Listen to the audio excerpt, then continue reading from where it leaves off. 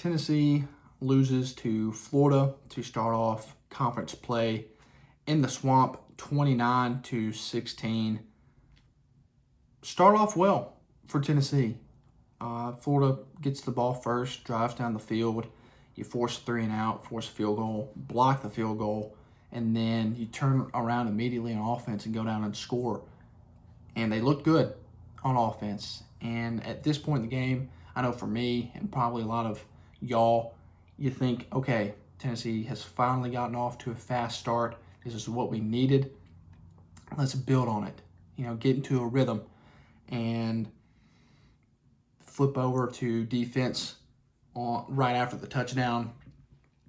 And Florida's running back breaks off a big run for a touchdown and missed some tackles there from Wesley Walker and Kamal Hadden. And Kamal Hadden just kind of threw his shoulder at him. And for a veteran guy who a lot of people have a lot of feelings about, you can't do that. That's critical in that game. I feel like that's kind of where it all started for Tennessee on the downhill side of things.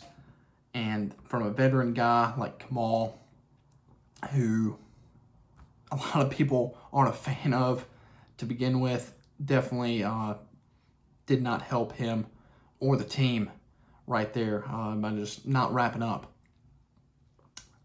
But sticking with the first half, couldn't stop Florida. A Florida offense that is not great. And Tennessee's defense just kind of let them do what they wanted to, it seemed like.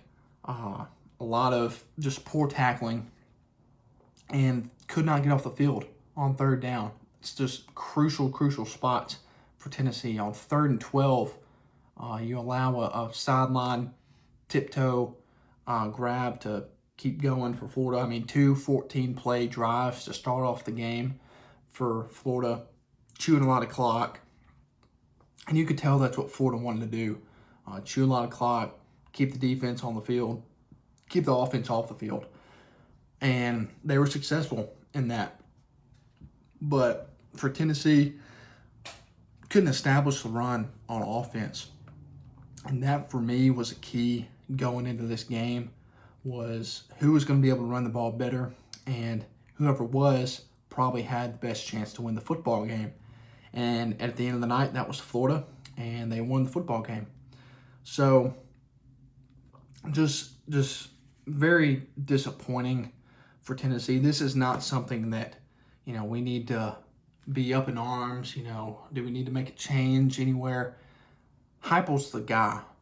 I fully believe that. But this is a loss for me where it's like, I get it. It's in a hostile environment, but you got to beat the teams you should beat. And there were a lot of things that didn't go Tennessee's way as far as officiating and just some wacky stuff in the game. But you've got to be able to overcome that and be the best football team out there when Tennessee, in my opinion, was the better football team going into the game. But, penalties, self-inflicted wounds. Tennessee had 10 penalties on the night for 79 yards. 4 of those 10 were offensive pre-snap penalties on first down, false starts. Credit the Florida crowd, not letting Tennessee be able to communicate, and that's kind of what it boils down to for that.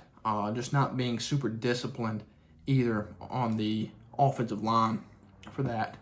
Then 3 of those 10 penalties were on defense that allowed Florida to get a first down, and just costly penalties all throughout the night. And the officiating as a whole, I'm not going to blame the loss on the officiating because officiating is a thing that it comes and goes. There are nights where you get calls in your favor, and there are nights where it doesn't. Officiating's not going to be perfect, but last night I know that was it felt like everything was going against Tennessee. For example, later on in the second half, Tennessee has a 4th and short. I don't know if it was in the red zone or near the red zone, but the official kicks the football And so they got to respot the ball and all this, and it just killed the momentum for Tennessee, and it allowed Florida to substitute 2 fresh bodies on the defensive line, and Florida stops us on 4th down. And, just those kind of things where obviously the ref did not mean to kick the football, but it's just one of those things where it's like, of course this happens to Tennessee. But, you got to control what you can control. And at the end of the day, Tennessee did not play their best football. They were not the better football team last night. But moving on to Joe. I know this is where a lot of people are going to be like, you got to bench Joe and throw Nico out there, see what he can do. Joe's this, Joe's that. Joe, for me, this was the game where you kind of ask yourself, is he going to put it all together? And is he going to be able to elevate the team to get the win? And last night, he wasn't. You saw flashes from him where you're like, okay, this is what we needed to see. And then you saw other times where, he had a couple missed throws. I know one was to Squirrel White in the end zone. It was just barely out of his reach. There was another one, I think, to Ramel Keaton, maybe in the first half, and it was a little bit overthrown.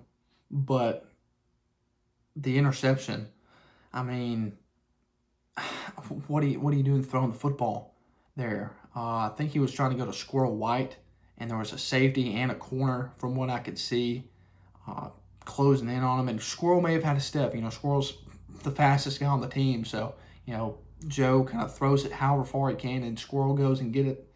But that's a poor decision from him there. I think you just got to eat the football there and take the sack.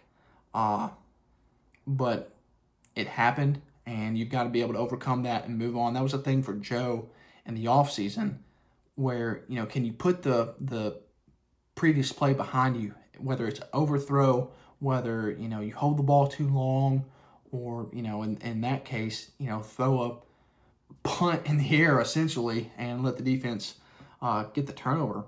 And I don't know if Joe was able to put those things behind him last night. And I was talking with my father-in-law today, actually, and he brought up a good point to me. And in that first half, nothing was working on offense. And I know the coaching staff has said they're not going to redshirt Nico. So what's the point of keeping him from being on the field there? If you want him to get some meaningful snaps and nothing's working on offense, why not throw him out there? Get a change of pace. That's a point that was brought up to me today where, I kind of agree with that. Maybe not, completely change the quarterback position from here on out, but if you see Joe kind of continue the way that he's playing, maybe you do. Maybe you see what the 5-star freshman has got. But overall, just disappointed more than anything. Tennessee should have won last night. They were the better team. Didn't show that last night, obviously, but Tennessee was the better team and should have won. But, we've seen this story before. Tennessee's the better team going into the swamp.